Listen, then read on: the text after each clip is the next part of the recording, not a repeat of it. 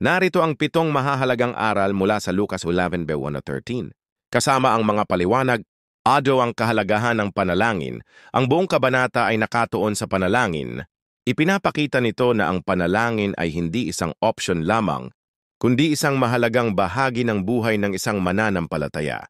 Dapat tayong maglaan ng panahon para makipag-usap sa Diyos, ipahayag ang ating mga pangangailangan, at makinig sa Kanyang mga gabay. Ang modelo ng panalangin. Ang panalangin ng Panginoon. Ibinigay ni Jesus ang panalangin ng Panginoon bilang isang halimbawa ng kung paano dapat tayo manalangin. Dito binibigyang diin ang pagpapabanal sa pangalan ng Diyos, ang pagdating ng Kanyang kaharian, ang pagbibigay ng pang-araw-araw na pagkain, ang kapatawaran ng mga kasalanan, at ang pag-iwas sa tukso. Ito ay nagsisilbing gabay sa ating mga panalangin. 3. Ang pagtitiyaga sa panalangin. Ang talinghaga ng kaibigan sa hating gabi ay nagpapakita ng kahalagahan ng pagtitiyaga sa panalangin.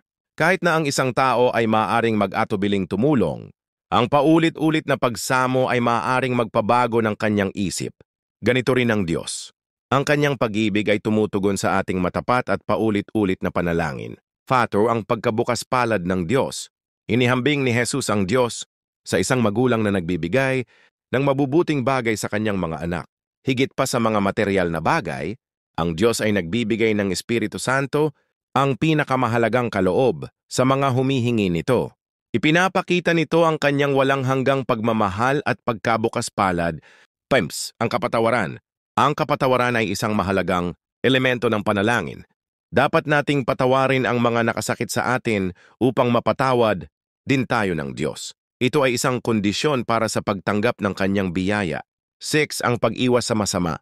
Ang panalangin ay nagbibigay sa atin ng lakas upang makaiwas sa tukso at masama. Ang Diyos ay handang tumulong sa atin upang malabanan ang mga tukso at manatili sa tamang landas. 7. Ang panalangin bilang pakikipag-ugnayan. Ang panalangin ay hindi lamang isang ritual o isang listahan ng mga kahilingan. Ito ay isang malalim na pakikipag-ugnayan sa Diyos. Isang pag-uusap sa pagitan ng isang anak at ng kanyang ama. Dapat tayong lumapit sa Diyos ng may pananalig at tiwala na alam nating handa siyang makinig at tumugon sa ating mga panalangin.